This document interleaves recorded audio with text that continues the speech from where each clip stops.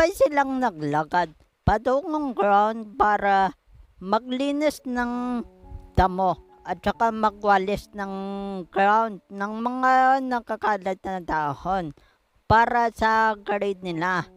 Habang naglilinis sila ng ground, nagpupunot si James ng damo tsaka si Cassie. Maya-maya, napakot si James kakapunot ng damo. Bawis na siya. Syempre, hindi yata sanay si James sa pagpupunot ng damo. Ganun din si Cassie. Hanggang sa umupo muna si James sa damuhan. At nakita ni Ethan yon. Tapos, napakot na rin si Cassie. Kakapunot ng damo. Umupo na rin siya sa damuhan katabi ni James. At kantsaw pa nga ni Ethan at Hannah, "Uy, si James at saka si Ate Kasia makatabi na naman.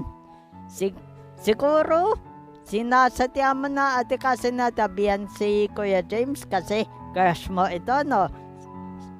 Dagdag bang sabat ni Hannah.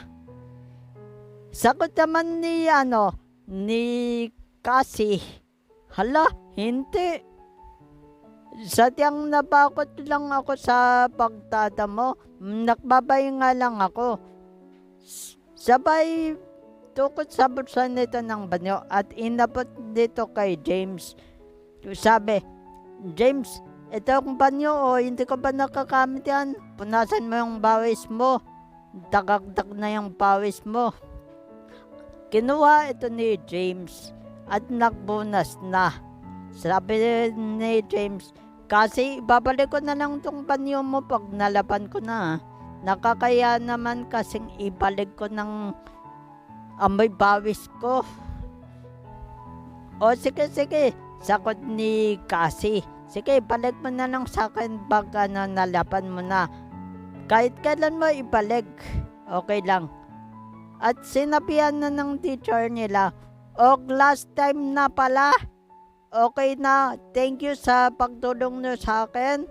Huwag kayo makalala, plus points kayo sa third rating na lang natin."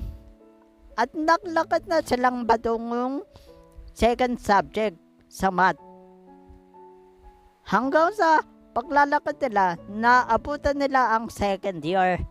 Sabay-sabay silang naglakad.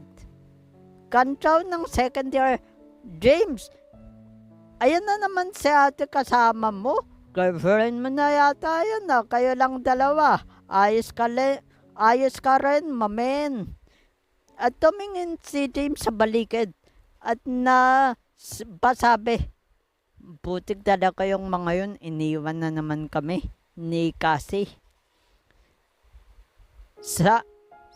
Sabi nito, "Hindi, pero iniwan na naman pala kami nila Ethan."